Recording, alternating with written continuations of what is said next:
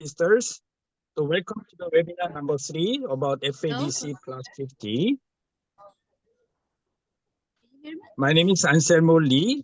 I'm the one of the steering committee members of IYTC, International Youth Training Center, another name, the Laudato Si Center in Chiang Mai, Thailand. This webinar is organized by the several organizations, hosted by IYCS, by in partnership with the IMCS and ICMICA, YCS, Christi Asia Pacific, and also recently, new organization from Korea joined in our coalition, East Asia Evangelization Group, Center. So we are very happy to invite all of you to join this webinar.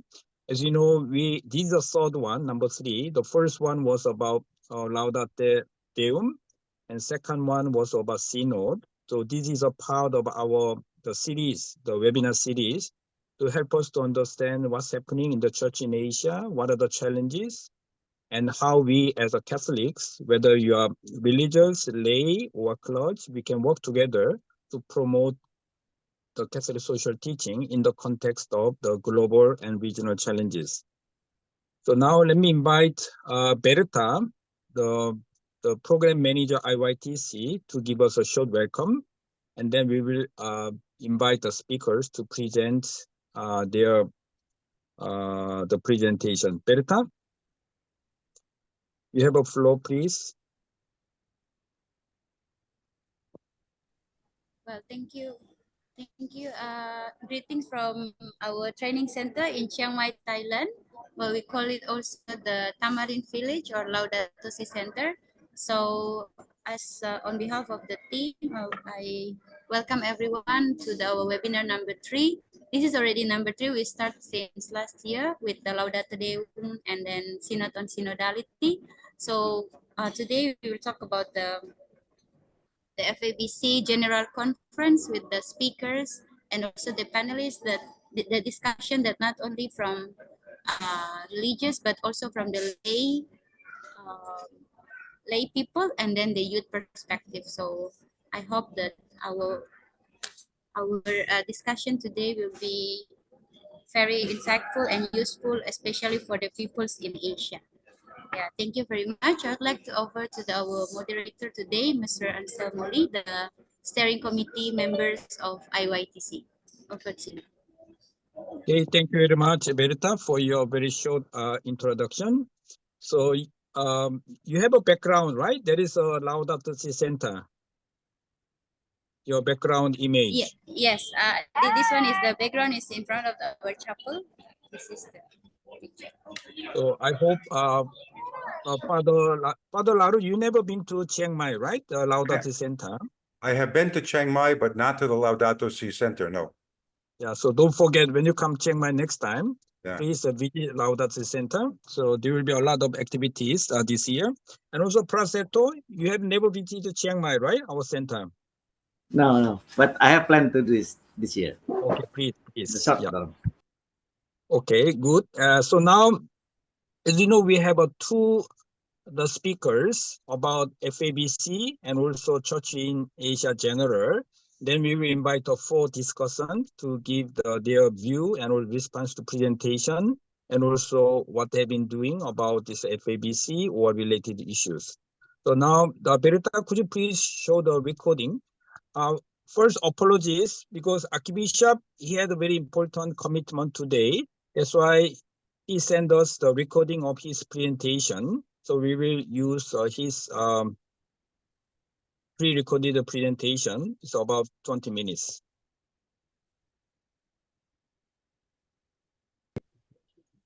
Good day, my friends.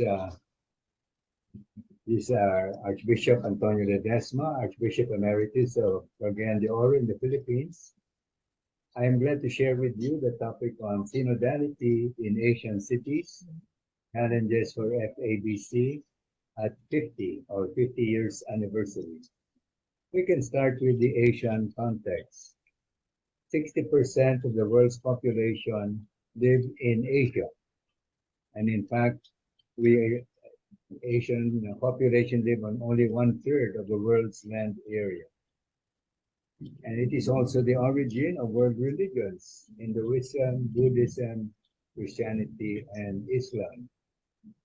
Overall, there's a sense of the divine in Asian societies, such as prayer, meditation, a sense of harmony among Buddhists and Hindus that is palpable, and also among Muslims and Christians. But there is also discrimination, prejudices, violence, and conflict in various parts of Asia.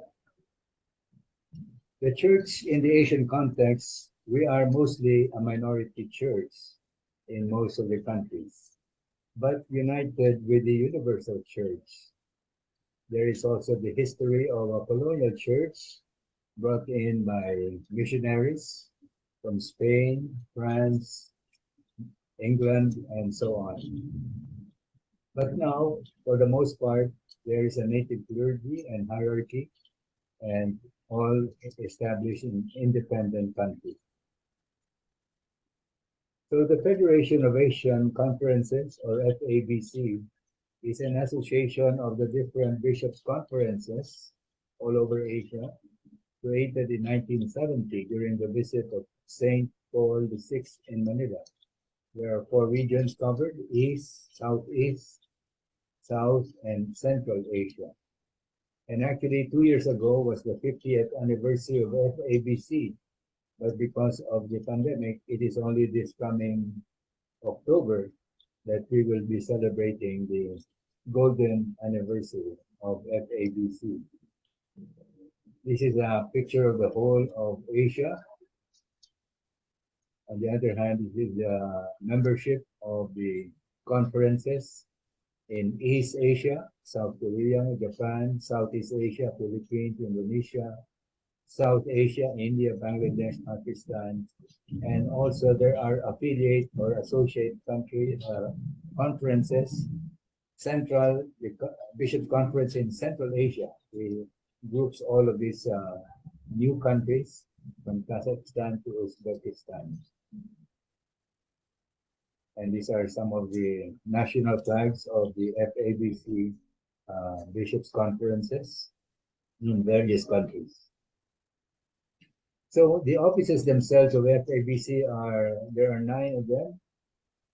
The Office on Evangelization, Theological Concerns, Ecumenism and Interreligious Dialogue, Human Development and Climate Change, Social Communication, Education and Faith Formation, Laity and Family, Clergy, Consecrated Life. All of these offices, in a sense, are also involved in the synodal process, especially in the centers of the country, the large cities, and also in our parishes and mission area. So first we can, in general, talk about a synodal church. It's a church which listens, which realizes that listening is more than simply hearing. It is a mutual listening in which everyone has something to learn. And I think this is the attitude of mission churches in Asia. The objectives of FABC 50 to affirm the journey of the past 60 years. This is correlated with the Matthean Gospel passage of the coming of the Magi from the east to pay their homage to the King of Peace, the Prince of Peace in Jerusalem, in Bethlehem. Secondly, to address emerging challenges confronting Asia and the church. To search for the face of Jesus in Asia. Also to trace a vision of the church in Asia at the service of the peoples of Asia. And finally, to envision new pathways of service and journeying together as peoples of Asia. So the images of a synodal church, like a tent of meeting in which the Ark of the Covenant is preserved, and that is the meaning of this gathering now. The General Assembly to be held in Bangkok in mid-October up to the end of the month. And we expect about a number of 250 bishops and lay workers, secretaries of the various FABC offices. And the description itself, a dynamic church in movement which accompanies while journeying strengthened by many charisms and ministries. Thus does God make himself present in this world. And hopefully this is also the image we would like to see in the FABC General Assembly. There are 5 emerging realities I would like to share with you, following perhaps what we call now the synodal process. There are many more actually that are enumerated in the preliminary document of FABC, but I thought these 5 emerging realities can already give us an idea of where the churches in Asia are going. The first emerging issue, which is already here actually, is the global pandemic. The health crisis brought about by COVID-19, the experience in many countries of a lack of facilities, the lockdowns, the travel restrictions, the quarantines, the vaccination drive, and also the lack of equity of access, especially most of the services in the large cities, but the rural areas still are waiting. There is also the slowdown of the economy because of the pandemic, bringing about unemployment, closure of shops, schools, and offices. And there was a marked fall, however, in pollution levels in the environment, which was a positive sign that we were actually able to make sure that the environment itself recovers its full, pristine nature. What were some of the church responses to the pandemic? Well, we started with online worship services. We also engaged in emergency food aid together with governments and other non-government organizations. But one interesting aspect was the experience in the Philippines. An individual housewife just put out a community pantry outside her yard and put a sign there that take only what you need and also give whatever you can afford. And that community pantry started to be replicated in many parts of the country. That here, anyone can get some needed food that they needed, but some were also contributing to the community pantry. And it was really an exercise, I think, of solidarity and again, participation, where people can come together, even those who you do not even know, but sharing the same goods and services. A second emerging reality and challenge for the churches of Asia would be the climate crisis, which again is still very much with us. Natural disasters like the typhoons in the Philippines, especially Typhoon Yolanda in Tacloban, big flooding in Pakistan only a few months ago, landslides, earthquakes, volcanic eruptions in Indonesia, and several others. There is also the challenge of deforestation and mining concerns that have destroyed the environment. And again, the ever-present pollution now of air, water, and soil. So the climate crisis is very much with us also as in other parts of the world. Again, some church response would be to engage in the Laudato Si movement, the season of creation at this time from September 1 to October 4, the feast day of St. Francis of Assisi. There are now many efforts to move into sustainable agriculture or organic farming methods. There's also the shift to solar energy versus especially coal-fired power plants. And also now technology transfer like for solid waste management and also the discouragement of the use of plastics. So again, this is together with many other civil society organizations.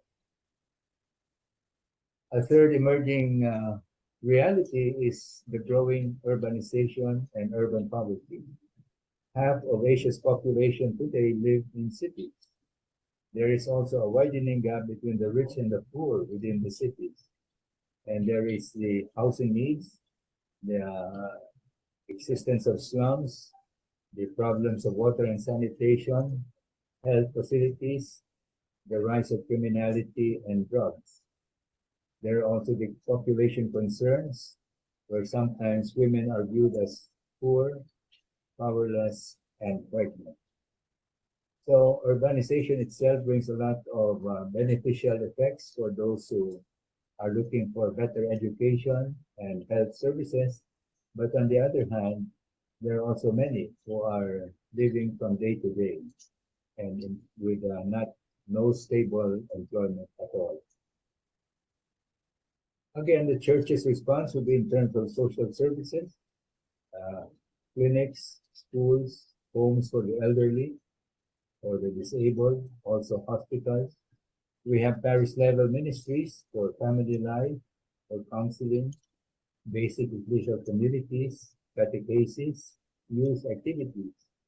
During the time of the pandemic, there were also counseling services made available for those who were depressed or affected by the lockdown and lack of financial support or employment. A fourth emerging concern is cultural transformation and peace building. Asia is the meeting ground of cultures. There is diversity, and there is also the colonial culture background. We experience internal conflicts between ethnic groups, like perhaps what was happening with the Rohingya group in Myanmar. We have land disputes. We have development aggression of multinational corporations coming in. There are also external conflicts, like boundary disputes on land or sea, like the claim of China to be what we call the Chinese Sea, affecting also the territorial claims of the Philippines, Malaysia, and Vietnam. And there's still also the existence of religious fundamentalism and violent extremism. In my place here in Mindanao, the Philippines, it was only recently that we had the signing of the Bangsamoro Autonomous Region for Muslim Mindanao, which is a way of also giving autonomy to the Muslim communities in the island of Mindanao. So again, the church response for peace building and dialogue is first interfaith dialogue. Again, in Mindanao, we have the Bishops' Ulama Conference that in the past brought in Christian bishops together with Muslim ulama to talk about common efforts for peace and also common statements against any outbreak of violence. We also encourage now ecumenical synodality through worship and also spiritual ecumenism. There are also mediation and reconciliation efforts where the church plays the role of mediator to bring about reconciliation. And we have promoted Catholic social teaching on basic values for human dignity, human rights, and the common good. And now with Pax Christi International, especially pushing also for non-violence and just peace, following the legacy of Gandhi in India, then we are also trying to bring about a new message for peace building. The Pope's statement, together with the Muslim leader in Abu Dhabi, and his latest encyclical on Fratelli Tutti are also encouragements for looking on the whole human family as in terms of human fraternity, under one God and working together while respecting various cultures and religious traditions. Finally, the fifth emerging concern and ongoing concern is really family life and youth values. I quote from Ecclesia in Asia, the people of Asia hold the family to be a source of strength, a closely knit community with a powerful sense of solidarity. Again, there are traditional values that we promote: filial respect, care for the aged and the sick, the love of children, and harmony. And this is noticeable in all Asian religious traditions. But also, we worry about the plight of migrant workers, of refugees, of indigenous people or communities, and these are the ones oftentimes that are left behind. So again, the church response to family and youth values will be the significant role first of Catholic schools, particularly of religious congregations run by sisters and also brothers and other congregations. The use of radio and TV and social media. One ongoing experience as Radio Veritas, which also has been going on for the past 50 years. And this was supported mostly by the German Conference of German Bishops through Miserio. And we also are trying to address current issues on population control, divorce, gender roles, the death penalty, and the like. So family values and youth values are very much part of the challenge for the Christian churches in Asia. In summary then, some features of a single church would be to listen and dialogue, to be participatory, to be in communion, to be on mission, and to walk together. And this is part of the Pope Francis' own threefold focus on communion, participation, and mission. What are then the images we foresee of Jesus for Asia? Again, this is proposed in our coming assembly that let us look on Jesus as the Good Samaritan, caring for victims regardless of clan or culture. Jesus as the Good Shepherd that protects and proclaims the Beatitudes, offers mercy and compassion. Jesus also who gives women a special place in the history of salvation, and in a sense, Mary's Magnificat would be expressive of that. Jesus as teacher and Lord, washing his disciples' feet, also teaching the love of enemies. Jesus with the disciples on the road to Emmaus, the synodal journey, understanding scriptures, and the breaking of the bread at the end of this pilgrimage. So finally, what is the image of the church in the Asian context? Well, the FABC bishops have mentioned that we try to promote a culture of dialogue, especially the triple dialogue with the poor, religions, and cultures, which from the very beginning of FABC in 1970 was already spelled out. But now we also add other dialogues with the youth, with women, also dialogue with regard to the environment and technology. We can call ourselves then a church of the young, a green church, a digital church, a synodal church. Also, the effort now to organize a community-based church, where smaller basic ecclesial communities or basic human communities are gathered together. We can also say that the Asian church is a church of martyrs. There are many martyrs of Korea, of China, of Japan, of Vietnam. We have also 2 martyr saints from the Philippines. And there are other countries that are now beginning to celebrate the beatification of their own martyrs. Finally, we can say that the churches of Asia are a missionary church.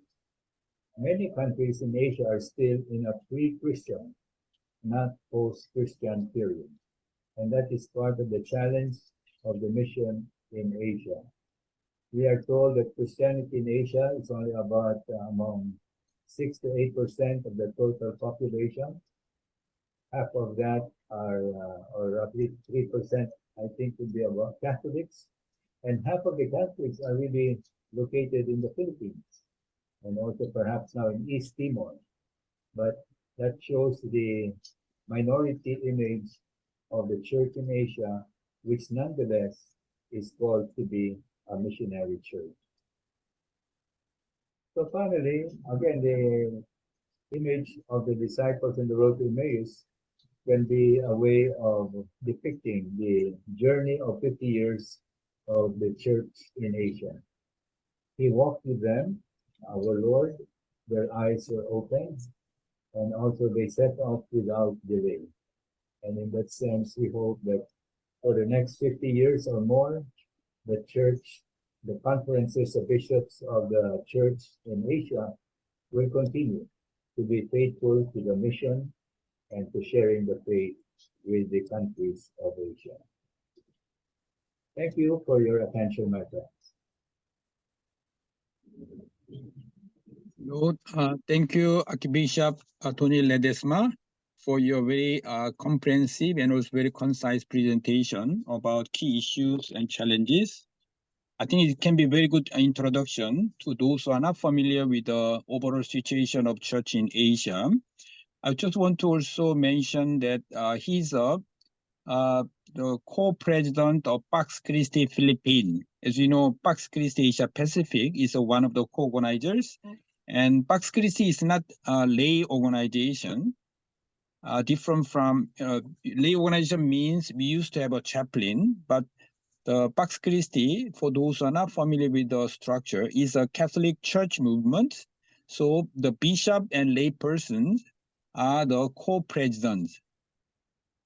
So, and internationally, also nationally, that's why he's very active in the Pax Christi movement. Of course, he's from the Mindanao. The peace and conflict was one of the top priorities for church in Mindanao. So thank you, Archbishop, again for your presentation. We hope to see you in person next time to have a more in-depth dialogue.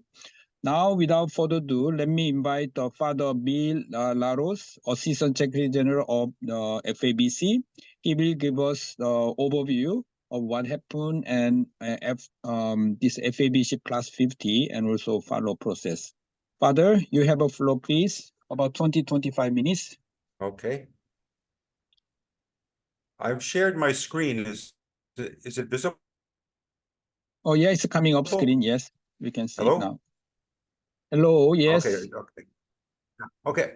I thought it would be good to start with the general question.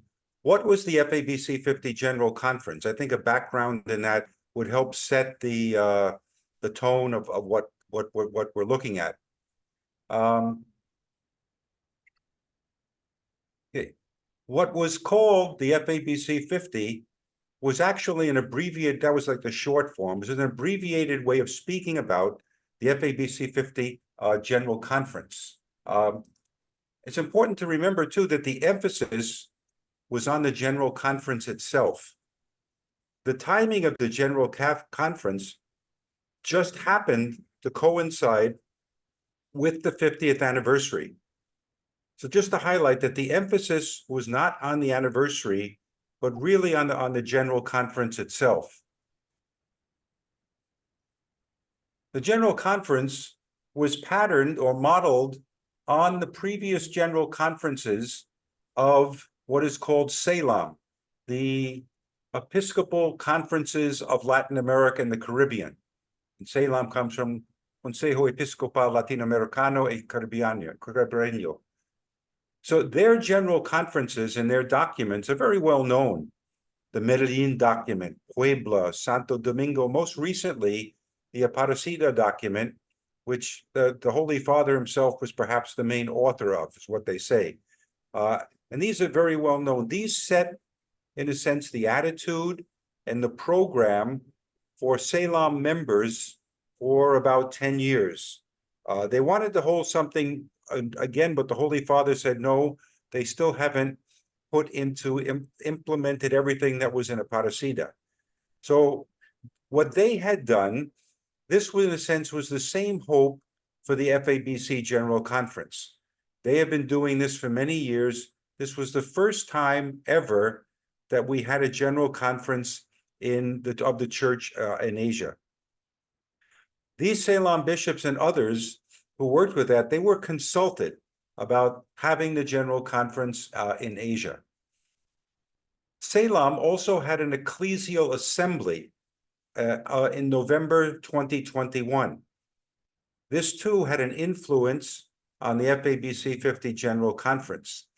An ecclesial assembly, I think in their mind, was an equal number of bishops, equal number of laity, and equal number of priests.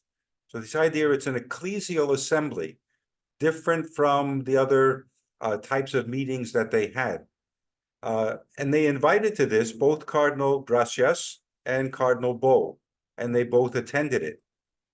November of 2021 was also pretty much COVID time also, but they were still able to make the trip and to attend this ecclesial assembly.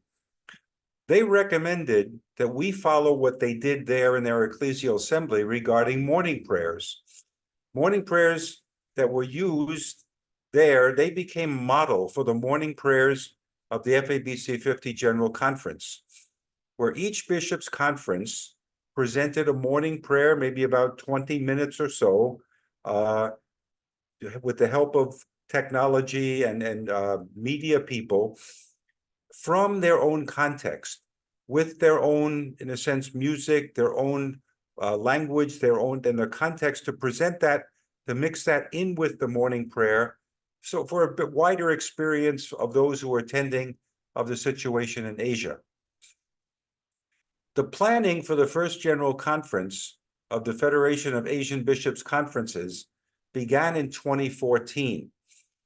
The concept of it was discussed by the Central Committee of the FABC, and it was approved. Cardinal Gracias, who was the FABC president, then presented the concept of a continental conference to the Holy Father, and he approved it. Excuse me, Father. Your screen is not moving. The slide is not moving. Huh? Your slide, the presentation is not moving. It's stuck in the first slide. Okay, on my screen it's moved. Okay, what do? I stop sharing. Okay, start all over again. Thank you for telling me that. Yeah, you can also share to me or to share to the chat box. So I can help you. Can I assist you?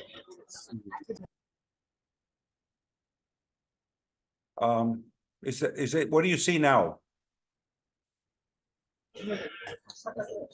You can also share to the chat, the Zoom chat, so that I can share with you. I mean, I can share it to you. What do you mean share the chat? Put it in the chat? Yes. You can go to the chat and there is a file. You can send the file, the PPT, to the chat box. Okay. Yeah.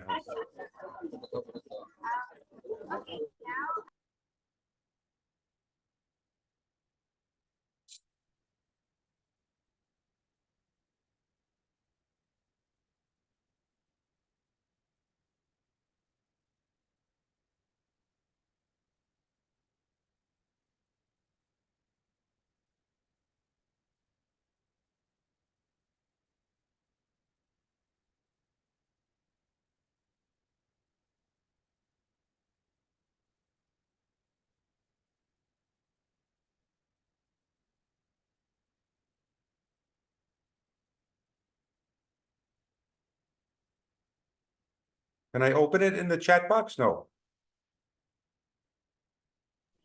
Yes. It's in the chat box. After you send the file and will be opened by Berta, and Berta will Okay. share the file. Okay, it's already in the chat box.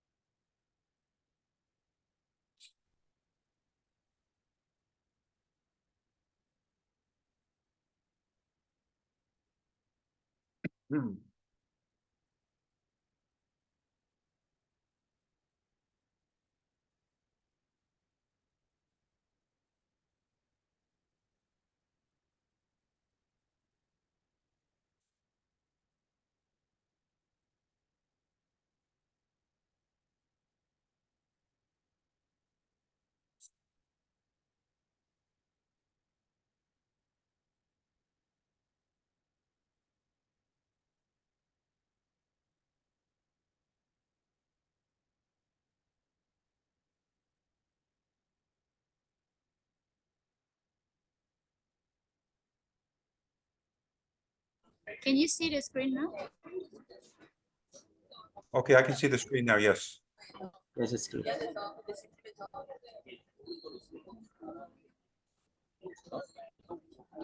Let me know in which slide. Yeah. Okay, right. Okay, this is that where I, okay, the next slide. Okay. This general conference was first scheduled for 2020. And as that, then it would coincide with the 50th anniversary of the Asian Bishops' meeting held in Manila during Pope St. Paul VI's pastoral visit in 1970. This meeting of 1970 is considered as the beginning of the FABC. Okay, next. So in light of the new developments, the changes, the challenges faced by the bishops today, as compared to their predecessors, the concept of convening a general conference with the theme FABC 50, Journeying Together as Peoples of Asia, and they went a different way, Matthew 2:12 was presented. One objective of the gathering was to listen to what the Spirit is saying to the churches in Asia, Revelation 2:29. Next, okay. The objectives, Archbishop Ledesma mentioned these before, we repeat them again. Again, the objectives are guided by Matthew 2:1-12, with the purpose of reaffirming, renewing, and revitalizing the church in Asia. Again, the issue is not the FABC, the issue is the church in Asia. One of the other objectives, which was not handled at the conference itself, but it's in view that the FABC would be restructured in some way based on the vision that would come from the General Conference. So to affirm and celebrate the journey of the past 50 years, to become aware of the current and emerging realities and challenges confronting Asia and the church, to search for the face of Jesus in Asia, to trace a vision of the church in Asia at the service of the peoples of Asia and in communion with the church throughout the world, and to envision new pathways of service and journeying together as peoples of Asia. This phrase of peoples of Asia was used by Paul VI in 1970, and it has become kind of a theme of the FABC that we exist in a sense for all the peoples of Asia, at the service of all the peoples of Asia, together with them. Okay, next slide.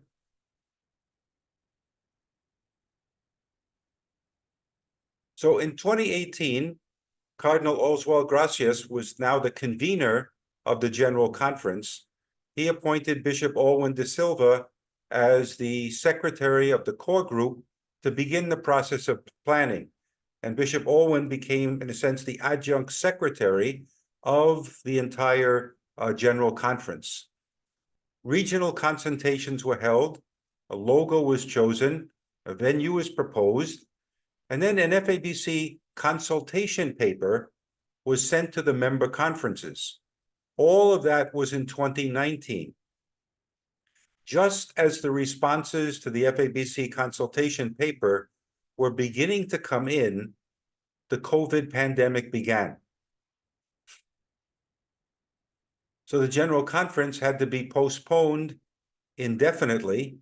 In the beginning, the postponement might be for a couple of months or something like that, but we realized as the pandemic continued, this was an indefinite thing.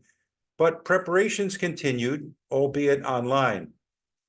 Then based on the previous consultations, with further consultations, bringing in experts from the social sciences and things, a guide document was produced and issued on the 29th of November in 2020. The 29th of November 2020 is the 50th anniversary of the end of the bishops' meeting in Manila in 1970. It just happened to work out that on that date, the guide document was issued. That document can be found in the FABC papers, number 165. The member conferences were then invited to deliberate on the guide document and provide feedback. Their responses were later published as FABC papers 166 and 167. So as the pandemic restrictions were slowly being lifted, the Central Committee fixed the General Conference for October 12 to 30, 2022, with the inauguration of it set for August 22nd. 2022. The FABC 50 General Conference was greatly, and I would add positively, influenced by the Synod, and it too had an impact on the Synod. The inauguration was purposely set for 22 of August, as the due date for the Synod reports from each of the bishops' conferences was the 15th of August. We did not want to overlap. But that also meant that all who attended the General Conference came from their recent experiences of the synodal process in their respective conferences. So the Synod in that way became part of the General Conference. And just as the General Conference was ending, the document for the continental stage was released. Copies were printed already by the 28th of October and were distributed to all of the participants on the 29th of October, 2022. The last day of the conference, the closing mass was on the 30th. So the General Conference ended looking forward to the continental phase of the synodal process. The content of FAB's 50 General Conference can be found in the final message that was issued on the 30th of October, 2022, and the final document that was begun at the General Conference. Its outline was already there, but it was planned to have it finished after the conference, and that was finished on the 15th of March, 2023. And the final document is known as the Bangkok document. Both of these are available online at the FABC website under the library thing for the FABC 50 General Conference. Okay, what I'm going to do now to get a real flavor of this, I'm going to be quoting sections from the message and then later from the Bangkok document. So that what you're hearing is actually comes from these things themselves. So from the final message, we get, through our discussions and deliberations at the conference, we touch the soul of Asia. At the same time, we were inspired by the hope, courage, and determination shown by the churches in Asia to journey together and work with more dedication for a better Asia.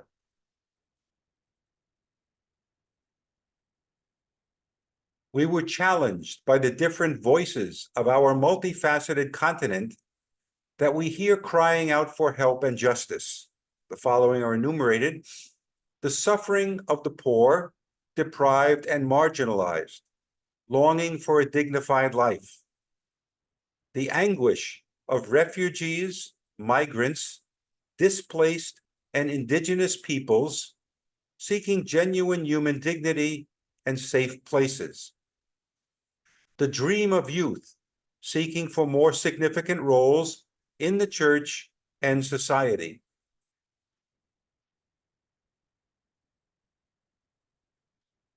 the groaning of nature with wounds of exploitation, climate change, and global warming, pleading for being more adequately cared for; the voices of women asking for a more inclusive church that respects their dignity and recognizes their rightful place; the desire of families looking for better stability and more support from all.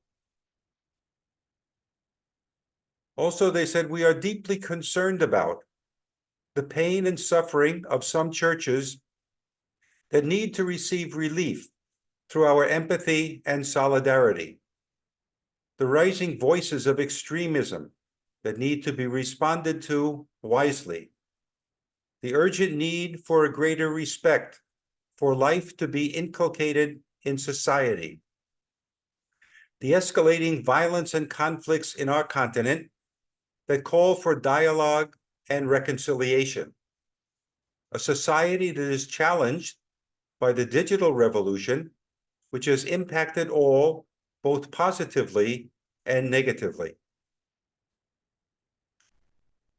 Inspired by the gospel, by the recent teachings of Pope Francis, we commit ourselves to reach out to the peripheries. We are called to serve the most needy joyfully. We are called to a pastoral and ecological conversion, to positively respond to both the cry of the earth and the cry of the poor.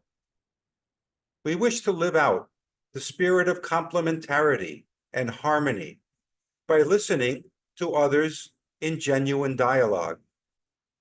We seek to promote a culture of peace and harmony in collaboration with our brothers and sisters of neighboring religions and traditions.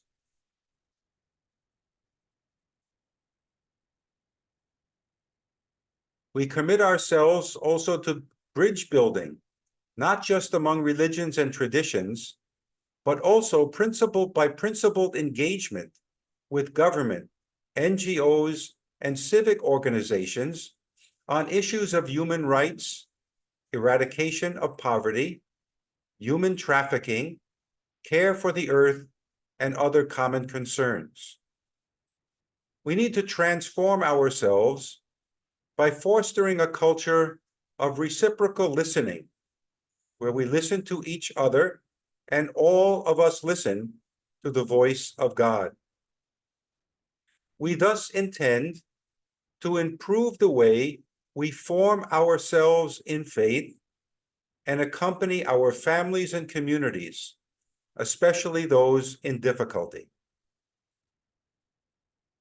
Then the message concludes with these words: by journeying together along these pathways, we will serve the world with greater commitment. Interesting shift here. It's not just Asia. What we are doing should also impact the world. We'll help serve the world with greater commitment. We assure our people of this continent that the Catholic Church in Asia will always work for a better Asia and for the good of all our people. We assure you of our prayers as we humbly ask you to remember us in your prayers.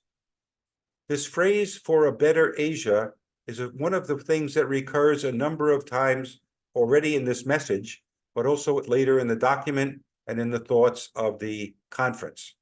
It ends by saying, together we journey at the service of the human family and all creation. So those are just excerpts from the message. Now, the Bangkok document is a bit longer, and it uses the journey of the Magi, Matthew 2, 1-12, as the framework for the document. And each section makes specific reference to the Magi's story. And synodality is interwoven into the entire document. I think that's a very positive aspect of it. If we're talking about the implementation of the Bangkok document, it should dovetail with anything that we're doing in terms of the synod. Now, these are quotes. Again, I've used the number so you know what section that it comes from in the document.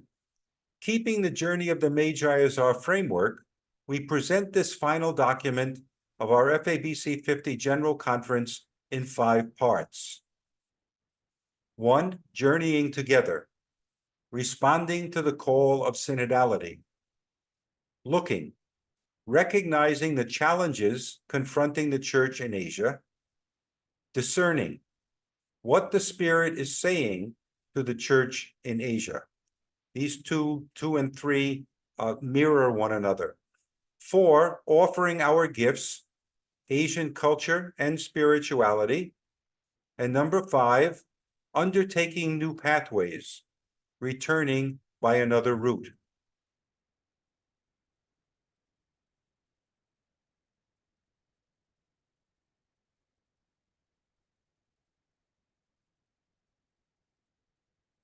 The next slide.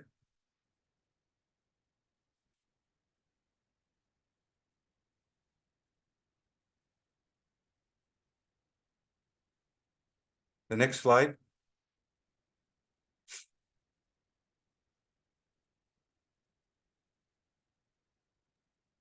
Berta, next slide. It's stuck now. Is the end of the No. slide? I guess there are some more, right? Yeah. There's some internet connection problem. Okay. Sorry about technical problem. Just be a bit patient.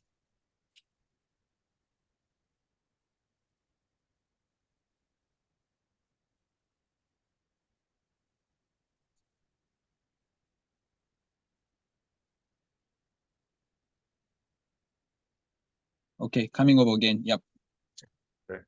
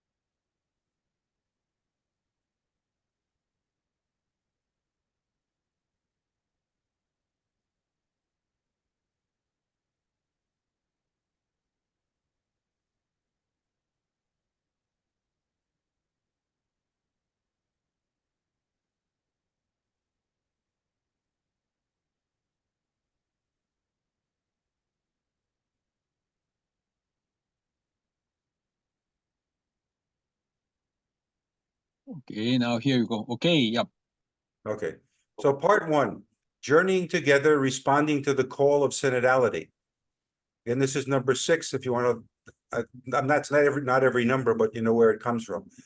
So leaving familiar ground to heed God's call, as Israel's leaders once did, the Magi left their comfort zones and found themselves synhodos, on the way together, in their common quest for God, who invited them to do what he himself has done. The number 10, the Magi made a path for themselves as they journeyed, looking up to heaven for guidance. An atmosphere of prayer and meditation on the Word of God strengthens us to keep going as we engage in our synodal journey. Number 16, the new route proposed for the Church is the path of synodality. That's an interesting short statement that is very true, that the new route proposed for the entire Church is the path of synodality. Number 21, aware of the FABC's vision of a church that engages in evangelization through a triple dialogue with religions, cultures, and the poor, dialogue is often understood as just bilateral, meaning a dynamic between two sides. Explore ways of engaging in dialogue that are multilateral, what we might call multilogue, or the kind that requires precisely the spirit of synodality that has given this particular FABC 50 General Conference its freshest character. Part 2, looking at Asia's emerging realities and recognizing the challenges confronting the Church in Asia. The 24 says the Church in Asia can relate well with the quest that the Magi embarked on. The evangelist describes them in a manner akin to the Asian contemplative character. We can picture them journeying together in silence, asking questions whenever necessary, seeking both divine and human guidance. 28, our brother bishops from Korea edified us by opting to use the vocabulary of neighbor religions instead of other religions. Number 30, the breadth and depth of Asia makes it truly difficult to understand the diversity of issues that impact this vast continent. So we focused on what struck us as the most impactful realities in Asian societies. From these, we identified 9 major priorities. Migrants, refugees, and indigenous people often displaced from their homelands. B, families, the bedrock of society.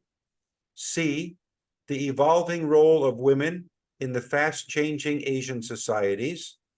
D, gender issues confronting the church and society. E, youth confronting a new world. F, the impact of digital technology. G, promoting an equitable economy in the face of urbanization and globalization.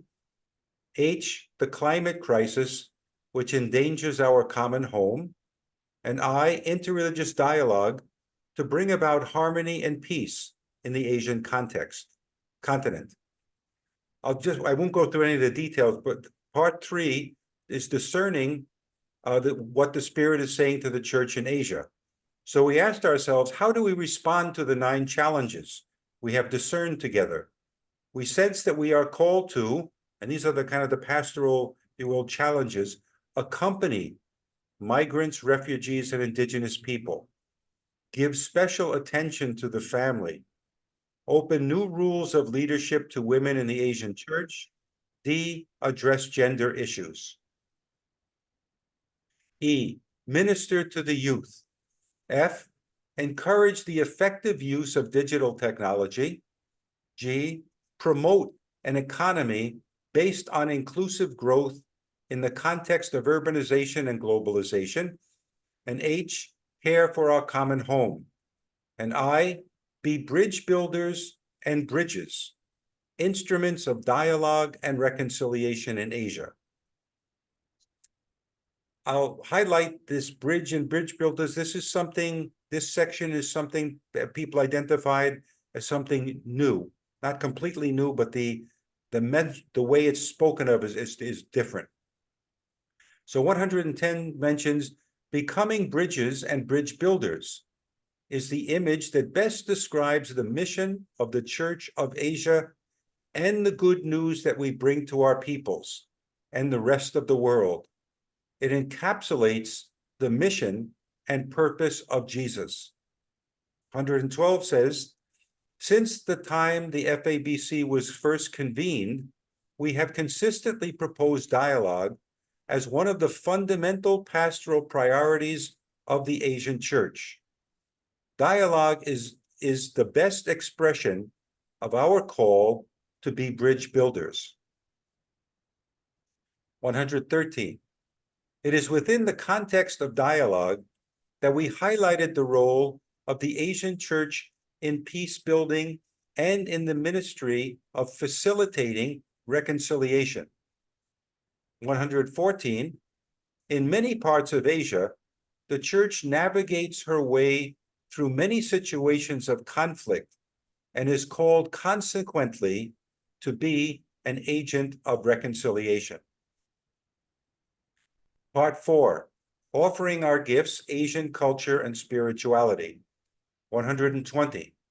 In Matthew's portrait of the Magi, who allow themselves to be guided by a star to a lowly home in Bethlehem, we see an image that is typically Asian. Visitors stopping by and reverently removing the sandals off their feet, as we have been taught to do when entering our own homes. This is the Asian way of reminding ourselves that family is about creating a sacred space together.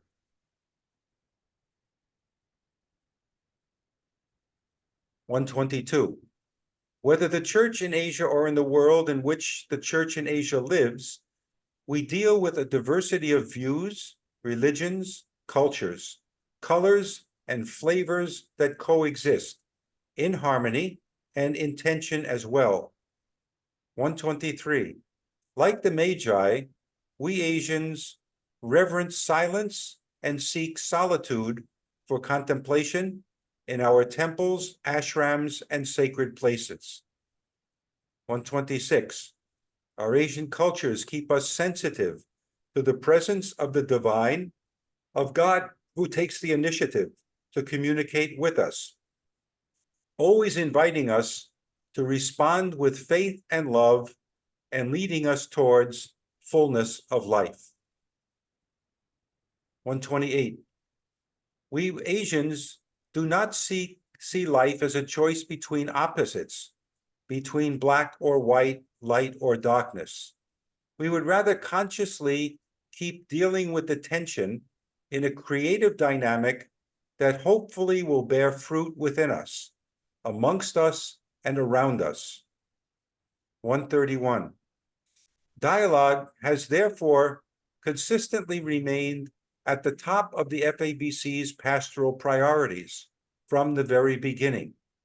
We have focused in particular on what we call the triple dialogue with our neighbor religious traditions, with our neighbor cultures, and with the poor, widen the scope of dialogue beyond interpersonal communication, and to extend it to the synodal notion of accompaniment and conviviality. Okay, part 5, this is a longer section here, but this is in a sense, I think, the fruits of it. Opening new pathways, returning by another route. 140. We bishops of Asia did something similar when we came together for the FABC 50 General Conference. As we explained in Chapter 2, we sought divine guidance in prayer and contemplation, and human guidance in the person of experts in different fields. Together, we looked at different realities through a virtual visit to each Asian country. We looked at the realities of Asia and discerned what the Spirit is saying to us, and we offered Jesus the treasures we discovered. Hence, we are now ready to return to our dioceses by another route, along new pathways that have been opened out before us by FABC 50. We could trace 5 pathways along which we wish to travel post the FABC 50 General Conference. A, from foreign expressions to an enculturated proclamation of the gospel. B, from basic ecclesial communities, BECs, to basic human communities, BHCs. C, from dialogue to synodality.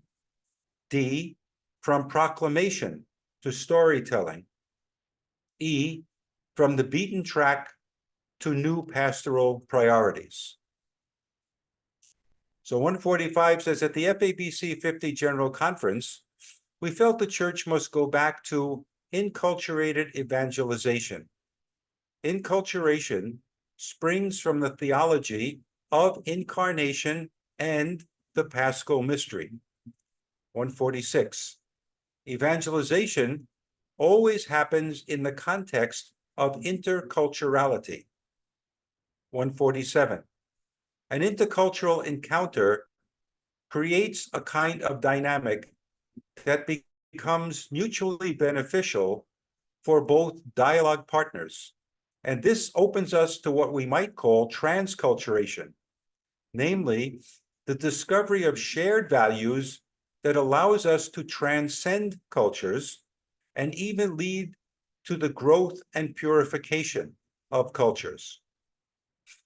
148. At the FABC 50 General Conference in Bangkok, in the light of the aspiration for a more synodal church that grows constantly in the threefold aspects of communion, participation, and mission, we have resolved to reorient our BECs towards becoming catalysts of renewal in society. Indeed, synodality goes beyond dialogue. It is not just about fostering communication. More essential than communication is accompaniment, journeying together, conviviality.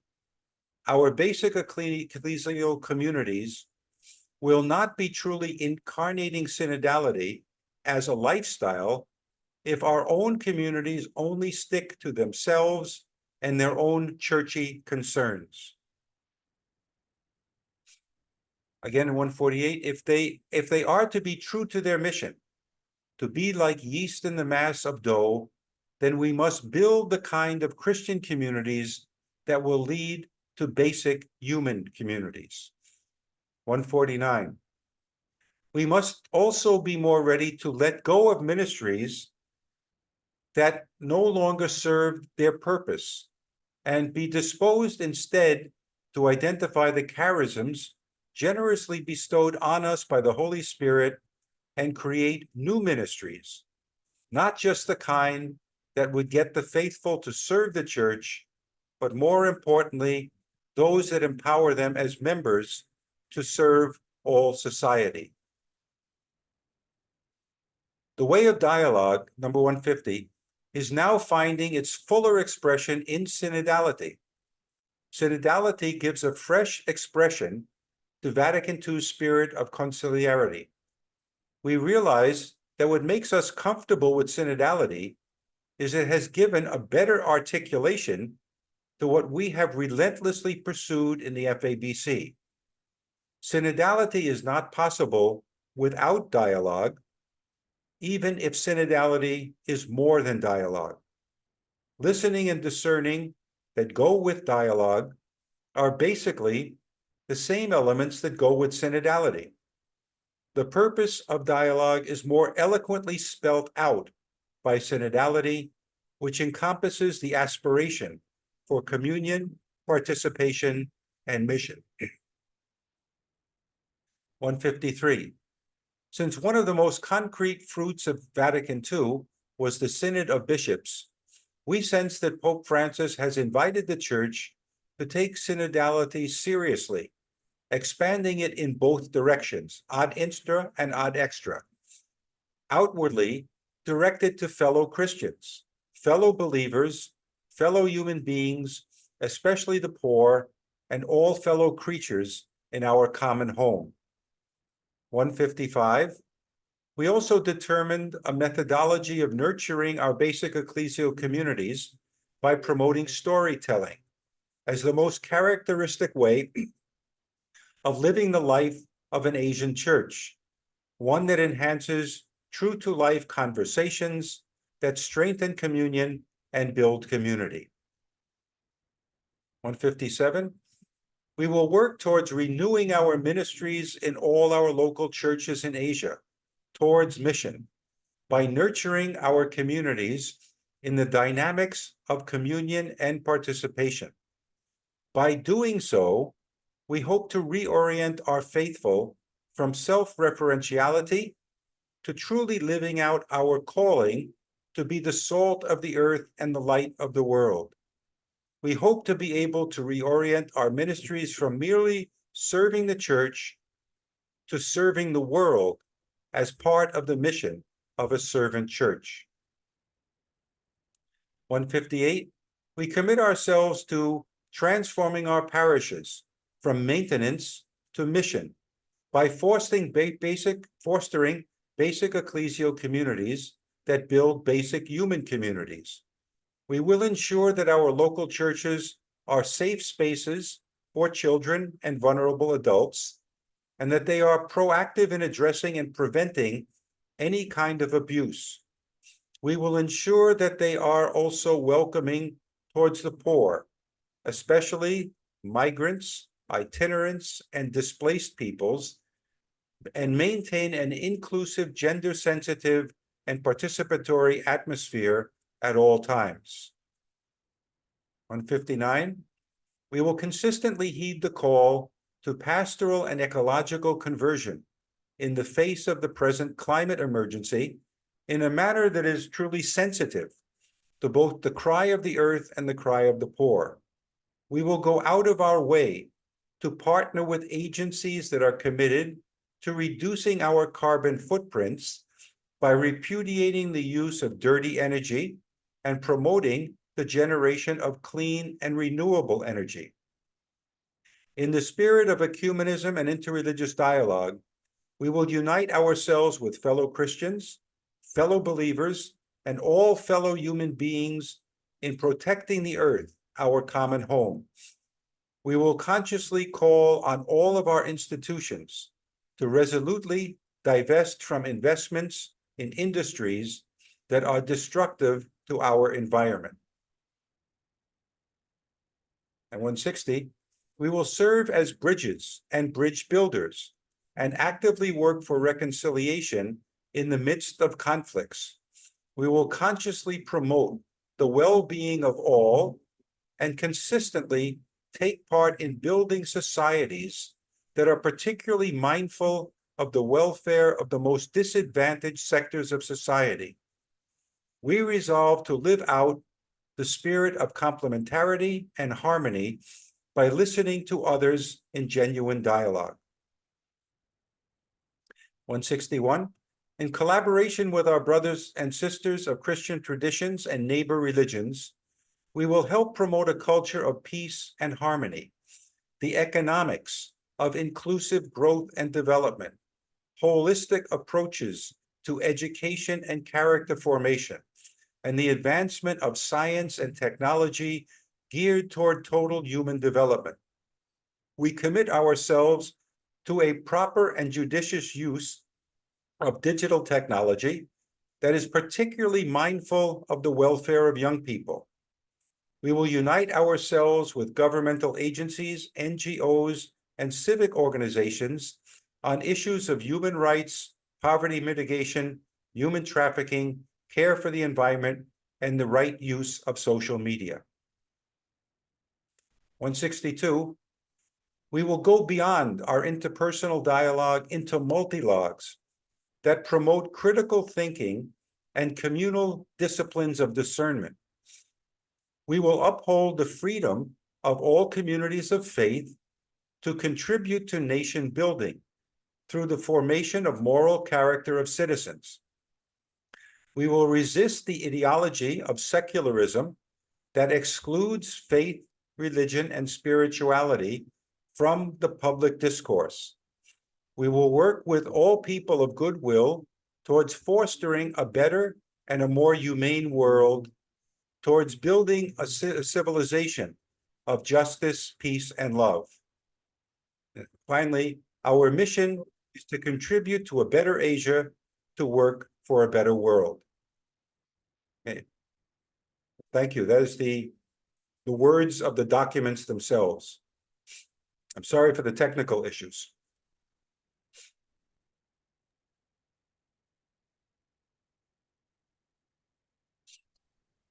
It's done, Father? Yes. Okay, yeah. Okay, thank you very much for your kind introduction. Although it took long, I think I purposely leave it because it was a good, like a meditation and reflection on the content, to understand the substance of the message. I think it's very worthwhile to have this common reflection before we give any comment. And so thank you very much once again for your efforts to help us to understand really underlying spirit of this FABC plus 50 behind the word, I also learned a lot of new the word from this FABC. As you know, I used to attend the FABC meeting when I was very young, the early 90s. I still remember the beautiful document of FABC we used to study, but that time it was a little bit too difficult to understand all the theological jargons, but now, of course, much better, I can understand much better, but still there are some jargons and technical theological words. I think it's also challenging for some people, those who are not familiar with these terminologies. So let's try to, that's why we invite a few discussants to help us to understand, contextualize this FABC, the message in different countries. So as we see in the program, we have 4 discussants, 2 young people and 2 professionals. So let me begin with the young people. So we have Vance Leon D'Souza from YCS Young Christian Student Movement in India. Could you please give us your response to this presentation and also how the YCS has been participating in this synodal the process? Okay, the Mr. Vance D'Souza. Hello. It's okay, yes. So you can briefly introduce yourself and also YCS, YCM Young Student the movement in India. You are from which part of India? Hello, am I okay? audible, Father? Yes, it's okay. Yes. First of all, very good evening to everyone. It's a great honor to be here representing YCS YSM India. First of all, Father William, thank you very much for explaining wonderfully how it functions, how was the FABC 50+ conference held, what the key underlying problem discussions were held. So I come here, and when we speak about India, it's not about one religion, but there are people from different religions, different faiths, different mindsets, and youth being one of the major part of the country. As I'm speaking as a Catholic youth, as a Christian youth, where we lack, where as Catholic community we lack is where if you recently last year there was a major incident in one of the states of India, Manipur, where Christians were persecuted, and as our response as bigger impact from our side. Surely we went online, we had candle marches and everything. But as a youth, I felt, what could I have done? Could I have done something better? And that's how we, the members of ICS YSM India, came with a small action, some small plan. We came with a solution of prayer for our fellow mates from Manipur. But is it enough? That's one of my major questions, if that can be addressed right now. And as when we speak about Asia in a whole sense, how can youth be empowered more to go more in a spiritual way? Because we know at the era of social media, at the social era of internet, chat GPT, we have various options to divert our minds. Being youth, we are very much distracted with the worldly pleasures as well. But to be very honest, me, myself, being a part of YCS YSM India, serving youth for so many years now, I have been part of this movement from past 8 years. So this movement has helped me and has gotten me close to the church and my community. But it's not the same for everyone. So I feel is it possible somewhere where see we as we said, we have YCS YSM in India and ICYM and other youth movements that empower youth, but all are not very fortunate enough to have this. So where can it be helped that youth can be got more closer to the church, Father? Okay, thank you very much, D'Souza, and also reminding of the situation in Northeast India. So we are very much concerned about the situation. I hope the things better now this day. Okay, let's move to the now Sri Lanka. The Mileni Fernando. She is a member of Laudato Si Commission of IMCS Asia Pacific. Mileni, you have a floor, please. Yes, thank you very much, Anselmo, and thank you very much to Father William for the beautiful, like Anselmo said, it was like a meditation and reflection upon the documents of the FABC. And thank you also to fans from India for your comments on Father's presentation. So my name is Mileni and I'm from Sri Lanka. I'm here to represent the International Movement of Catholic Students, Asia Pacific region. So Anselmo, you had mentioned that I'm a member of Laudato Si Commission. Based off of that, I would like to remind you of the 9 priorities that that were a kind of a focus of the FABC 50 General Conference. There were various topics such as migrants, families, women, gender issues, youth, digital technology, economy, climate crisis, and interreligious dialogue. So Laudato Si, I think you may be familiar with that. It is an encyclical based focusing on the environment and the current climate crisis that not only Asia, the whole world is facing. So as a member of IMCS, Laudato Si Commission, I think we have taken some good initiatives to bring about mainly awareness building among youth regarding the current climate crisis that has got the entire world on a chokehold. I mean, the earth is a common home for all of us. We are Catholics, Christians gathered here, but Mother Earth gives a common home to all of us, regardless of our religion, race, or any other barriers of culture, language, gender. So I think it is our responsibility as God's as we have been created in God's image to take care, to take an initiative to take care of this wounded earth. And as kind of like a mission of IMCS as well as IMCS Asia Pacific, we have various commissions within the movement itself, focusing on the climate crisis, like the Laudato Si Commission, of which I am part of. Then we also have the Women and Gender Empowerment Commission, and Indigenous Peoples Commission. So such focus areas gives the opportunity for various youth from various countries and representing various backgrounds. They have the opportunity to come together, interact with other students and other youth, to share experiences, share knowledge, share resources, which then they will take back to their own homes, their own countries, and they are resource people to their communities. Their it's kind of, they are starting like a movement of their own. So that is something that I think is a very positive side.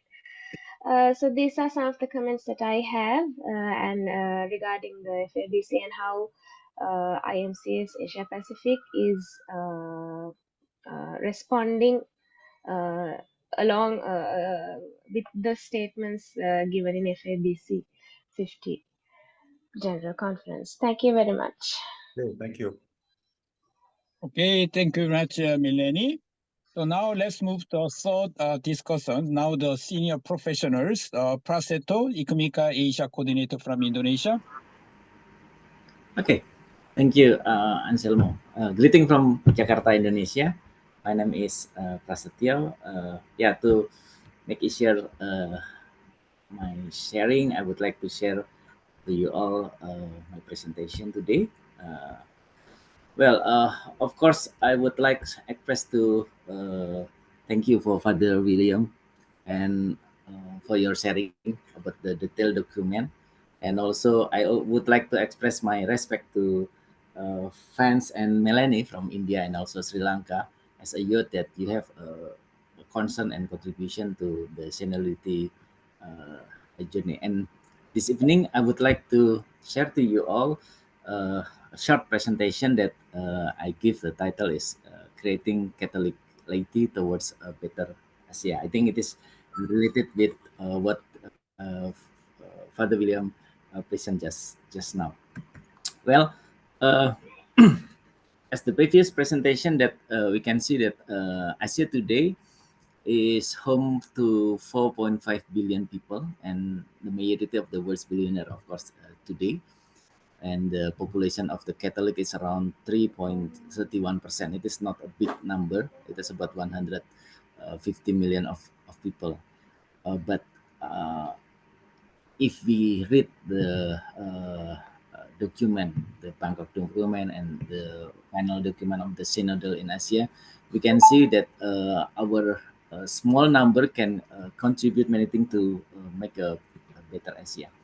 Father William, thank you very much for your detailed presentation, but I would like to summarize it to make easier, because I also would like to thank you for Anselmo, who has given me a guideline, something to share this evening. That according to the FABC 50 final message, at least I found 7 points important. Number one is how to listening to God will in prayer and meditation and engaging reciprocally with all parties. and forming ourselves in the faith and accompanying families and communities, and then serving marginalized group, carrying out pastoral and ecological conversion, holding a sensuous dialogue, and then promoting a culture of peace and harmony through the interfaith dialogue, and also the involving more intensively in human rights issue, eradicating poverty for the earth and other common problems together with the government and the NGOs. We have to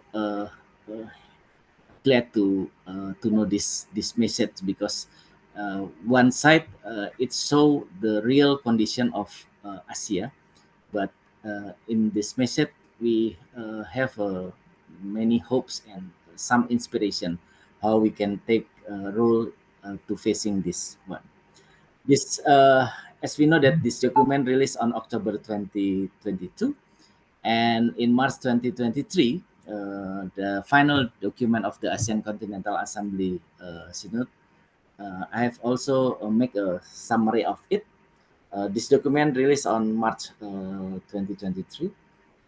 In the document, at least mention some ASEAN tension.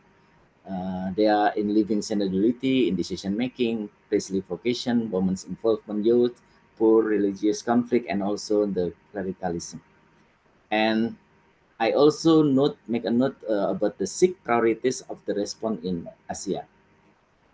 There are the prayer and worship, the formation, inclusivity and hospitality, missionary, disciples, accountability and transparency, and of course also the environment.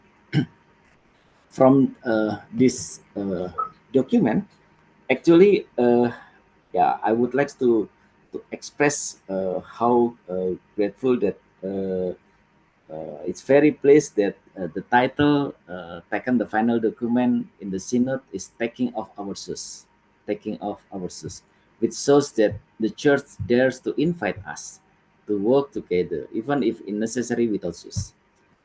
Again, as a layperson, it is a good news for me, at least for me, that church open and also invite us with the tagline "taking off our shoes." It is a symbol of the opening church to laity roles bigger. So, according to the 2 documents, what we found. I think Pope Francis has made a synodality a hallmark of his papacy by involving the laity in the synodal process. Through this methodology of inclusive participation, the result of synod will be better internalized and put into action by the laity. Yeah, as we know that maybe some of us also participate in the synodal last year. We fill some surveys, we involve the discussion and extra, and I think it is a new culture that built by Pope Francis. From the 2 documents that I have mentioned before, I found at least the 3 important points from FABC message and also essentially synodality final document. That the 3 points, important point is the marginalized group, inclusivity, and the dialogue.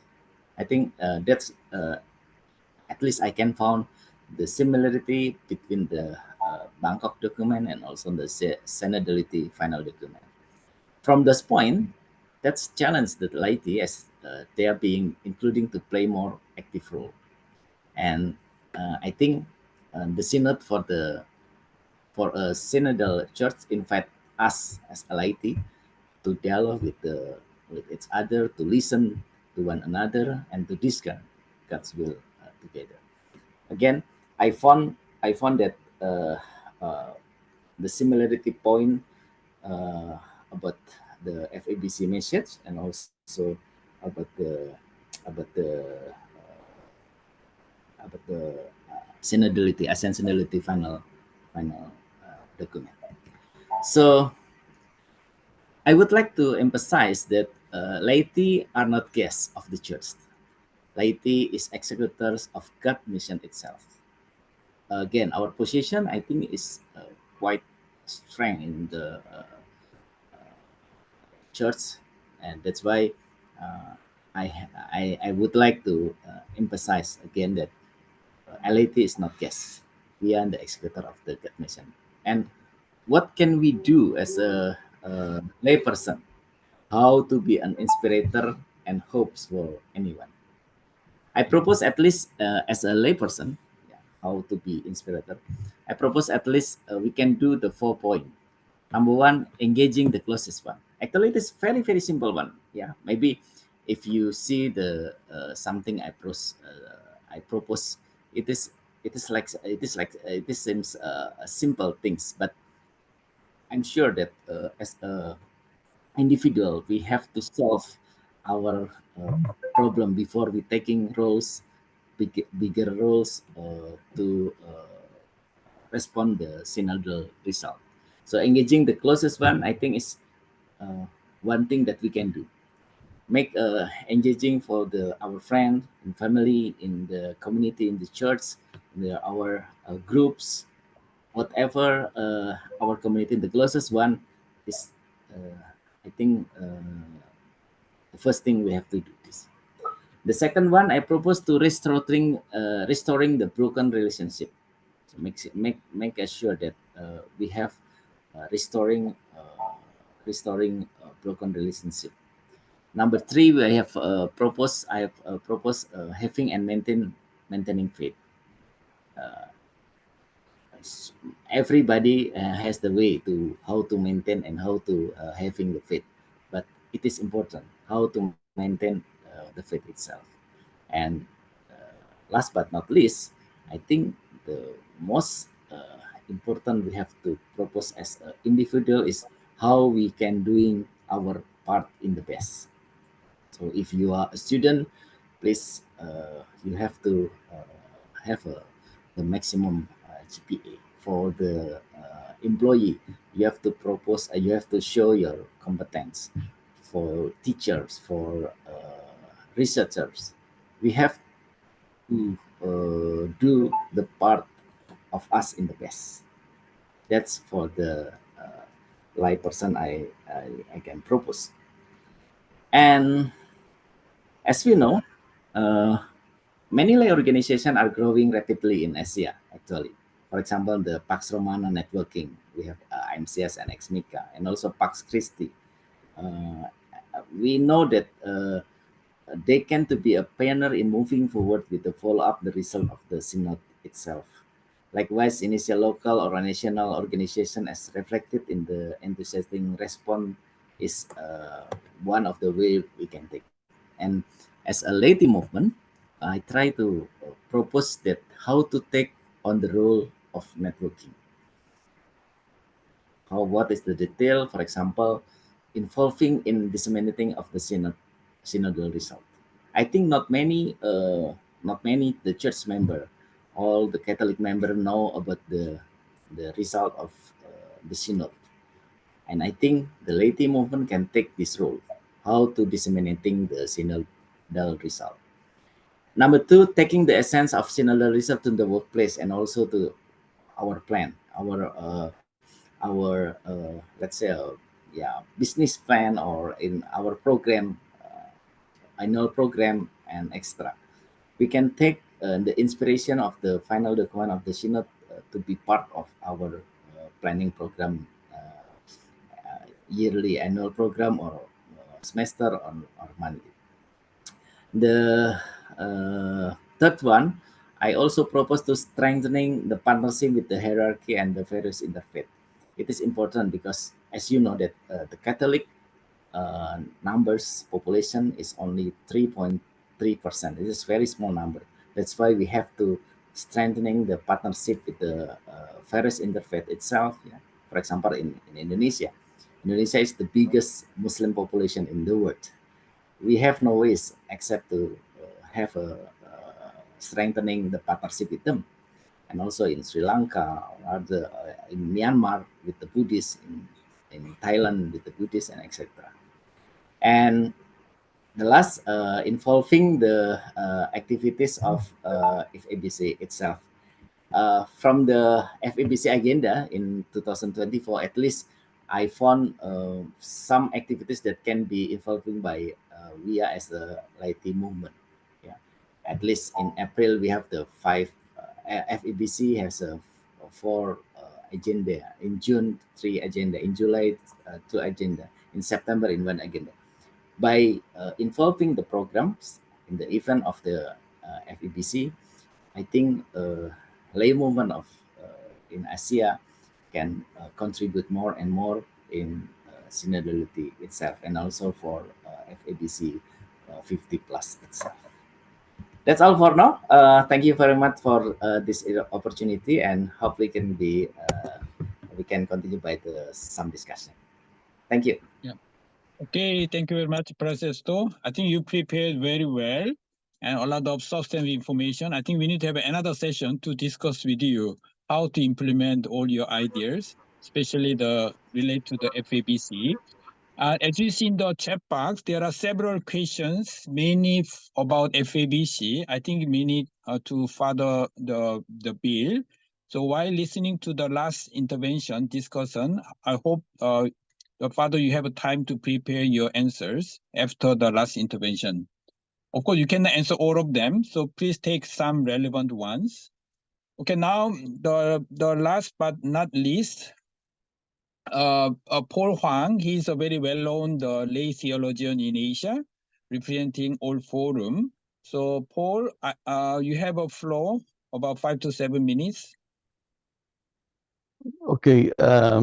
First of all, I seek your understanding and forgiveness not opening up my camera because I am not well.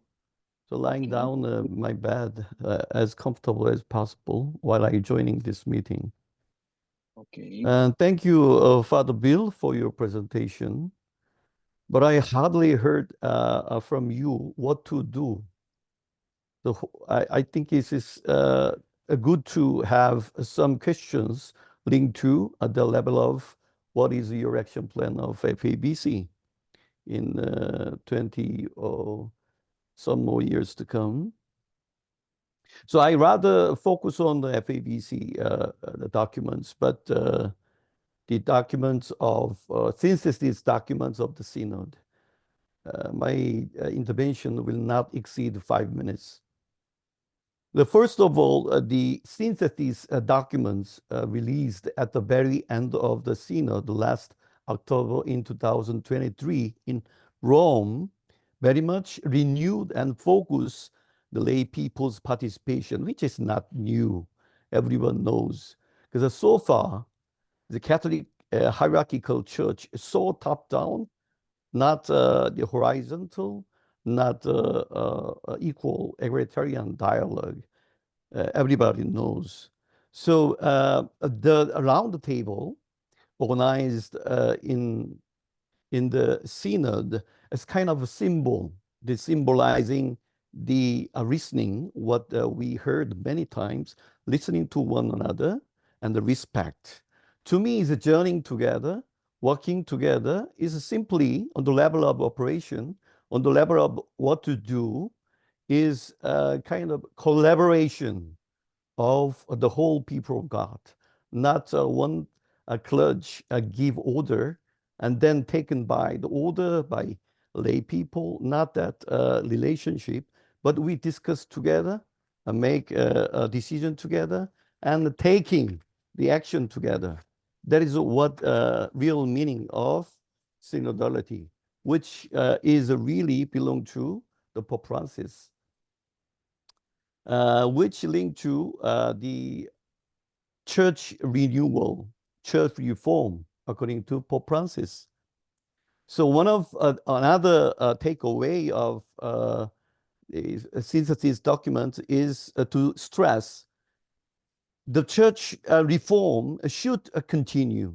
That's what the Pope Francis approved by issuing his apostolic letter called Predicate Evangelium, issued in March 2022, in which he said not only archbishop or cardinal could be head of congregation of any part of the Vatican, but it could be lay persons and also religious, which is a tremendous change. For this, Pope had to change the canon law.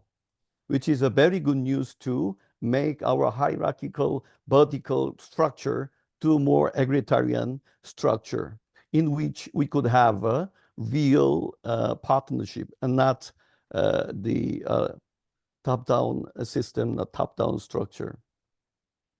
And another one is like to ensure this kind of lay people's active participation, we need to have councils at the level of parishes, at the level of dioceses, at the level of countries, not the bishops' councils alone, but the lay people also involved. So this is what I got from the synthesis documents in last year. This coming year, there will be another synthesis documents. So I don't know how FABC take that the takes away or lesson from the synod seriously.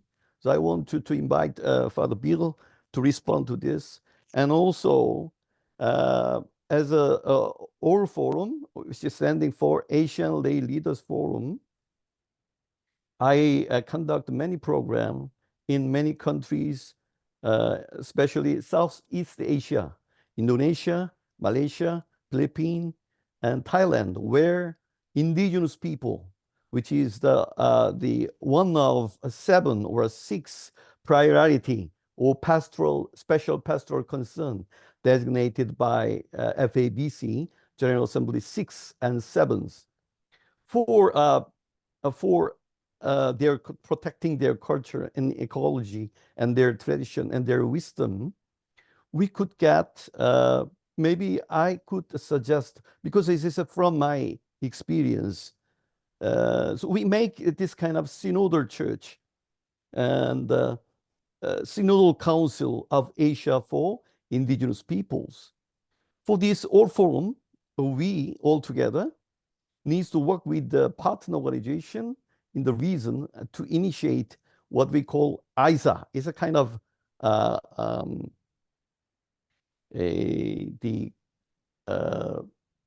benchmark. Asia Institute for Synodal Action is a benchmark from Asian Institute for Social Actions, of course, organized by the FABC OHD, Office of Human Development, very active in 17 to 1990s. So for this ISA, we need to practice in which we can practice the collaboration between lay people and clergy and religious, of course, to achieve this kind of a synodal council of Asian for IPs, indigenous peoples, because this is one possibility shown by the Amazonian Synod, which took place 2019, which came up with ECA, Ecclesiar Council for Amazon. So this is approved by Pope Francis immediately, 2 months in time. So we need this kind of synodal church, a synodal council of Southeast Asia or Asia for indigenous people, so that we could protect their wisdom, we could protect their traditional cultures and religious tradition and so on. So I think this is a what to do level, practical, the action plan could be added to the work with the FABC that I really hope for. Thank you very much. Thank you very much, Paul. I think we really appreciate your effort in spite of very difficult health conditions. I think you made a very valuable contribution, because I know you are the one of the few lay theologians following closely the Synod and FABC, and also really committed to building the youth leadership, particularly indigenous community. So with this for input, I'm sorry, Father, you have a lot of questions, but we have only 10 minutes, but it's okay, we extend about 10 more minutes so that we have a little bit more time to respond to the questions. Is it okay, Father? Well, another 5 or 10 minutes, okay. Yeah. Okay. So Yeah, I think your general presentation was very comprehensive. That's why there are a lot of questions from different angles. I hope it's okay with you. So feel free to respond those questions. Well, as you said, there are a lot of questions. It was interesting that the research was done on the FABC website to find out the events that are listed for future events. The one in April, there's a question on that. That is really a gathering of, again, these were organized by different offices of the FABC. Some might call them, the terminology is office, they're like a commission. So anything with the Laudato Si, that's organized by the Office of Human Development, which at the same time is the climate change desk. So they're the ones who organize those things. They're the ones who deal with the issue of migration. They would also then look out the question of indigenous people and things like that. It would fall to their particular office to follow up on those types of things. Might be good to understand too that the role of the FABC is not operational.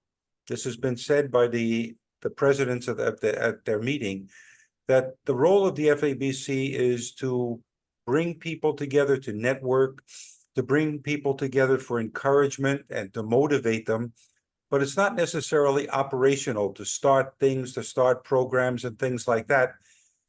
Because ultimately, because it's a federation of the conferences, it doesn't have any authority to tell the conferences what to do.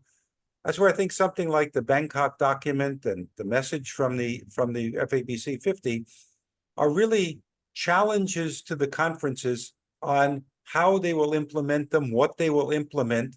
And that's the challenge we're facing now of what steps should be taken to encourage the maybe just the reading of the document, and then to pick up those points that would challenge them on what will they do about them. So I think that that's important to keep in mind too, that it involves all of the conferences. So that and it's done, again, a lot of these things are done by the offices in the name of the FABC, but they're the ones who are ultimately the ones who organize them. And again, recently, even most of the things that are organized are only for about 30 or 40 people. So again, so that limits, again, the numbers, but hopefully we get the right people. So I think that is something. Okay, I was removed from the Zoom meeting, and then I came back. And when I came back, I couldn't get to the chats. I've gotten to the chats now, so I've seen the question. Are there any concrete plans? The concrete plans, I think the most important, one of the most important things is the climate change issue. The FABC has taken that very seriously, has encouraged the conferences also to take it serious, and many of them have. But I think that's one that's given a great emphasis. Bishop Alwyn has already organized a couple of things for religious, probably mostly religious women, on the issue of climate change this April, and the other thing for sustainability and where climate change is coming in. Let's see. There's a question on common differences between the conferences of Latin America and Asia and the ecclesial assembly model. Well, the Latin America it says very interesting. That's very true. Whether this came up at the synod, that the model of that ecclesial assembly, could that be picked up in other parts of the world also? In terms of, again, that's still an open question of how to follow through with that. The big issue now is the challenge of the FABC 50, the Bangkok document, of how that will be implemented, how people, because there's a lot of very challenging things in there. To say that we're going to reorganize what our BECs do, how they will operate. We're going to get rid of ministries that perhaps we no longer need. That's a very challenging thing. How do you discern what they are, what's done with that? Then to discern the new ministries that the Spirit is giving to the church. That involves the local church at the local levels dealing, I think, with those things individually. Those are things that have to be done at the local level. Again, the document does challenge all of the conferences in many different ways. How they will respond to it will depend, I think, on each conference of who will take the lead in each conference to spur on discernment about the things that are proposed. One of the things that was proposed in one sense was to think outside of the church on anything that deals with common issues, eradicating poverty, human trafficking, climate change. These things are not things that the church should approach on its own, even collaborating with governments, NGOs, and other Christian organizations, other organizations from our neighbor religions, that these things need to be addressed together as a society, not merely, if you will, from a particularly Catholic perspective. The challenge of asking the BECs and the church not to just be self-referential. I think that's a real challenge of a change of mindset and a different way of doing things. How can we help one another together in that, to encourage one another in that? I think those are the big issues in those things. I think we have to wait to see what will happen. Okay, with the question of synodality, the synthesis report includes the fact that each conference by May 15th will have a response to that synthesis report, and it will send it to Rome. And then in Rome, they will come up with an instrumentum laboris, a working paper, for the synod session of 2024. So at this moment, the dioceses and the conferences are dealing with that synthesis report in a serious way to identify what are the issues in that synthesis report that they think are most important and speak to their own churches. So in a sense here in Asia, we have to wait for the reports from all of the conferences to see what they say. But at this moment, that is what the conferences are doing in reference to the synod.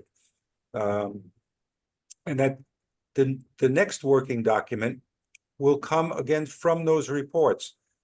One thing they want to do is to limit the number of, if you will, issues that will be addressed, because the thing right now they just feel is far too unwieldy with the 20 topics that have come up. So we have to see what then it might be good then to ask what's going on in your own conference in terms of that. Who are the people working on that? If you want to, are there ways in which they can, if you want to collaborate in that, can you offer ways to do it? I don't know the answer to that on each local level, but that at the present moment, that is where the work is being done. So it would depend again on each conference, but I think that this is a very important aspect of it, of what is going on now at the moment for the conference reports. Someone wants to ask a question? Can I respond to what you said? Yeah, go ahead. Yes, briefly, yes. Yeah, being operational could be seen differently. Going back to the OHD, Office of Human Development, in the 70s, 1970s, Bishop Labayen, the first bishops, who is the chairperson of the OHD, as you know well. He indeed mentioned something about BHC, Basic Human Community, not BEC. So that time we have, since then on the early 90s, we have BISA, BISA, Bishops Institute for Social Actions, and ISA, I like mentioned short before, it's Asian Institute for the social action, which includes many, many lay people, religious and the clergy also. And also we have FABC. This is kind of a very good engine to push through, implement what is the triple dialogue is all about. But what problem is, it's not to do. It's not about, what we could do or something we should do. Because I just brought the new book here, For All the Peoples of Asia, the volume 7. Unfortunately, I haven't any the Office of Human Development activities, and also from which we we don't have any official documents in this volume from 2016 to 2022. So what I'm saying is being operational sometimes could be read by the FABC itself, like before, but we could enlarge it. We could empower more lay people to participate in a more active way than before. I think that is one is very clear message from Synod led by Pope Francis. And also that the basic human community, they initiated by the Bishop Labayan in the 1970s, and also reiterated by great theologian Aloysius Piris in 1990s. Fire and Water, one chapter, really contribute that to the PHEC.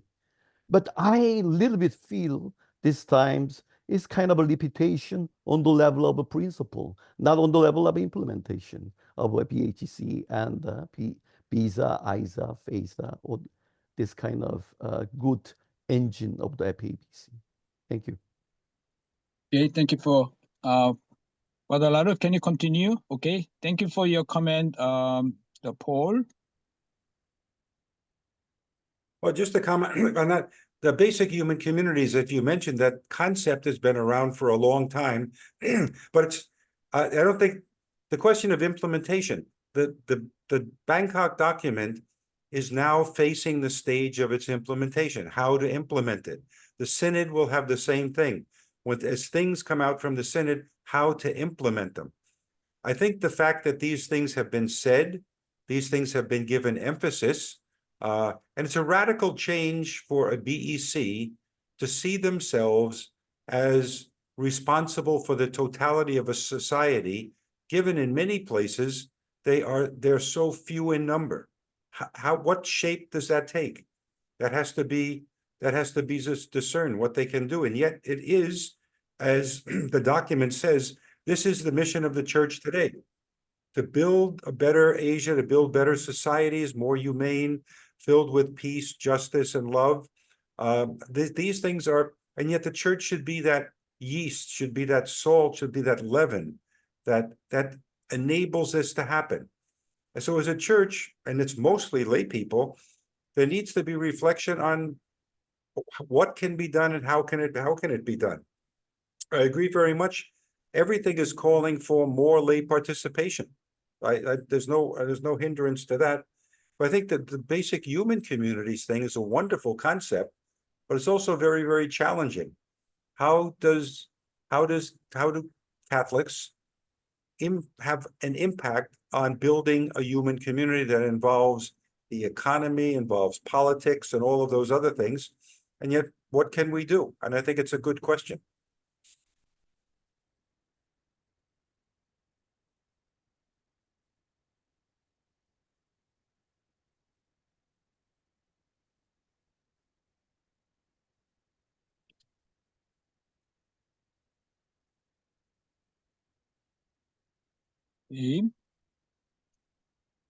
It's done. Father, it's done.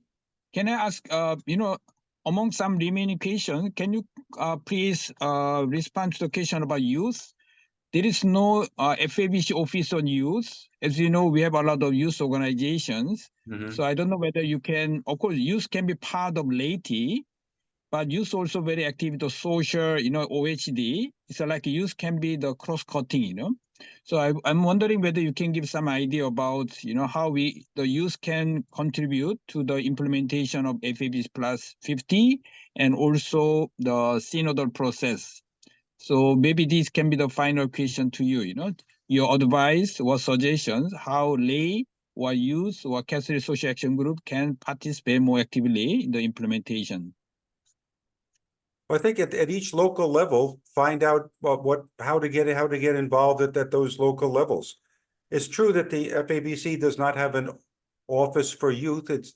Their youth are included in laity and family. Again, that's something that will have to be looked at.